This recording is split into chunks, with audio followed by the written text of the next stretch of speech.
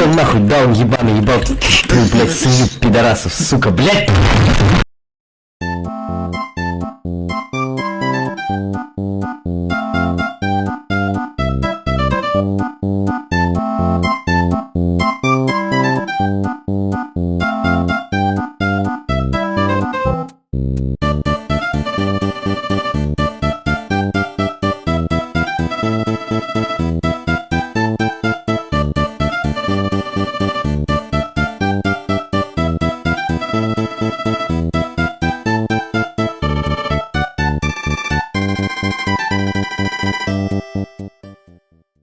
This is the Death of Dubstep.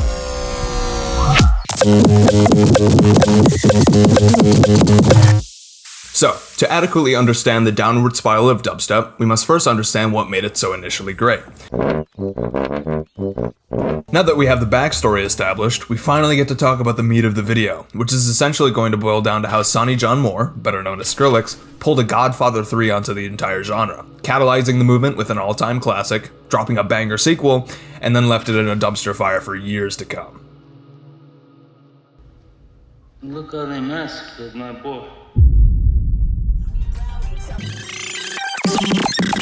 All hail the 7th grader anthem! Yeah! Seriously, just play the opening seconds of any one of these songs and you'll spawn a herd of Gen Zers with 2008 Justin Bieber haircuts comparing who is the rarest fucking silly bands. Scary Monsters and Bangarang were the first records in the genre to truly take off in the mainstream music world. And I think dubstep around this time was just a bombshell waiting to blow people out of the water with its innovations in the electronic genre. The sheer power of these two EPs inspired countless, and I mean countless knock-off artists looking to capitalize on Sonny's commercial success. And you have to understand the mantra a lot of people had going into this. For the longest time, proper headbanging music, the type you really only get from metal or punk genres, was locked away behind the enormous wall of talent required to play guitars, drums, or vocals at a professional level. But with dubstep, aspiring musicians had the notion that all you needed to do to rake in an audience was to make some funny noises on a laptop.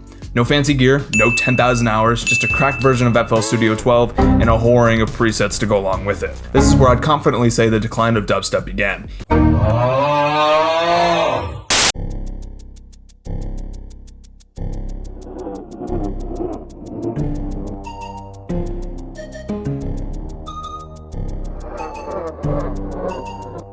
We do not allow anyone to use our software without paying image line for it, and so supporting development.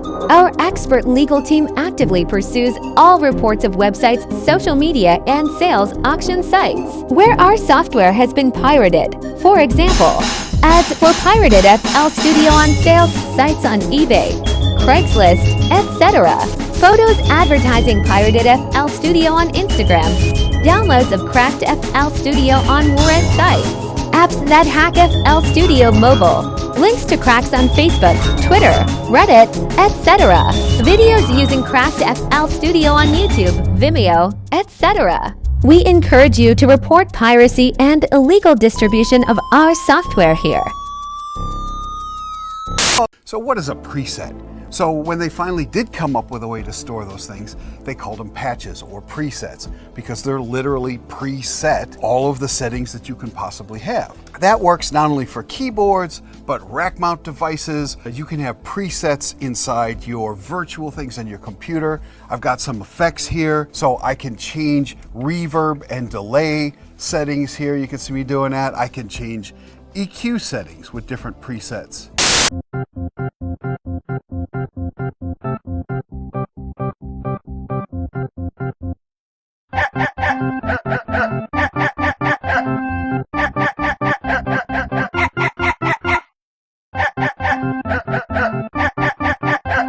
Many of these dubstep labels and publishers are still posting on their YouTube channels, but by searching for their most popular videos, it shows us that the most replayed songs are all dating back to 6 to 7 years ago.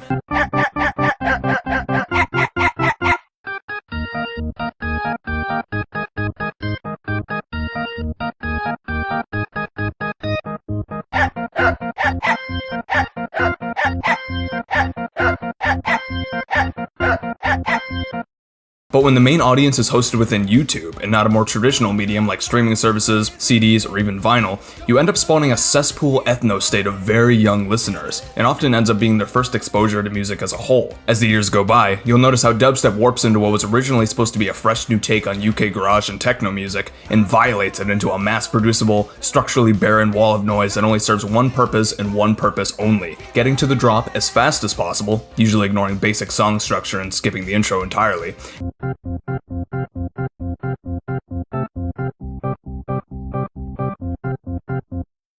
Now that's a big claim, but how about an example? Now is the time for action.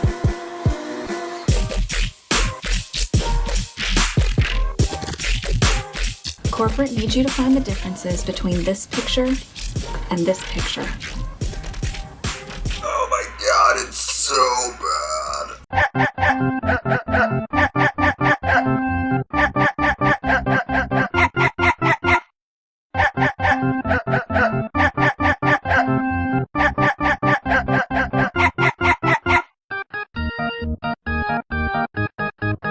The subject we'll be looking at today is ironically by the artist Subject31, with his 2018 VIP remix track Morty posted on Dubstep Gutter. Hold up.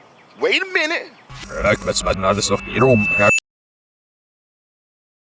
Corporate needs you to find the differences between this picture and this picture. Oh, hell no, man. What the fuck, man? Get your ass on, boy. First off, this track is a VIP remix, meaning this isn't even the first iteration of the track. No, just 6 months later, the original version was released, and not surprisingly, is just as much of an ear bleed as the modern glow-up.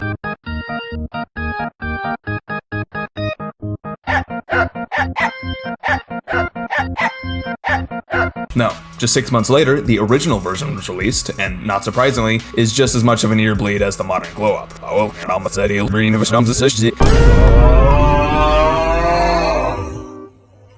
Secondly, the song features a prominent sample from the Evil Morty theme from the show, which is also in turn a sample of Blonde Redhead's For the Damaged Coda from 2000. So we're essentially getting into Daft Punk levels of sampling and reusage here, except the French boys actually make something new of the work they borrow. Subject31, however, does nothing remotely interesting with the generally fantastic and haunting work from Redhead, and just layers an obnoxious 808 sub bass under it because, you know, it wouldn't be dubstep if it didn't blow out your fucking car speakers.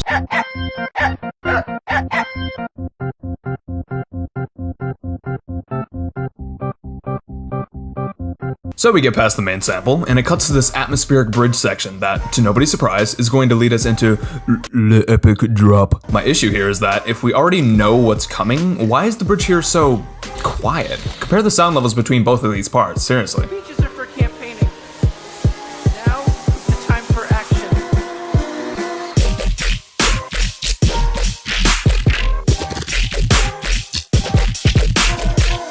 This is just lazy and incompetent songwriting. The drop doesn't feel like a release of tension in the slightest, it more so just feels like we walked into another room instead.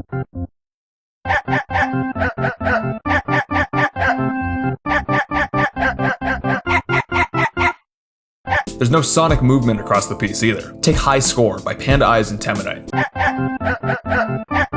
Using the brilliant app Hook Theory, it thoroughly lays out a meaningful chord progression within the B-flat minor key, giving us a consistent feeling of tension and release as we move forward through the track. And while the sample Subject31 used in Morty definitely has a chord progression, it's so muted and generally unessential to the music that it may as well not even be there. I straight up think the lead drop riff is just a low C through and throughout, which just steals the tonic note from the Damaged Coda, which of course is written in C minor. What? Bro, what are you talking about, man?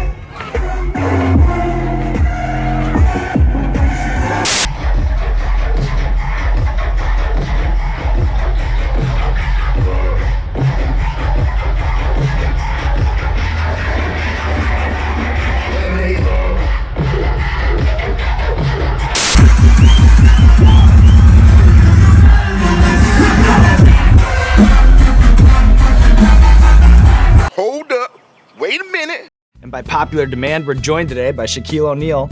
He's one of the most dominant players in NBA history. You can catch him as an analyst on TNT's Emmy Award-winning Inside the NBA, and if all that weren't enough, he's also a globally recognized DJ sensation, bringing Shaq's Funhouse to Miami Music Fest on March 29th. Shaquille O'Neal, welcome to the show.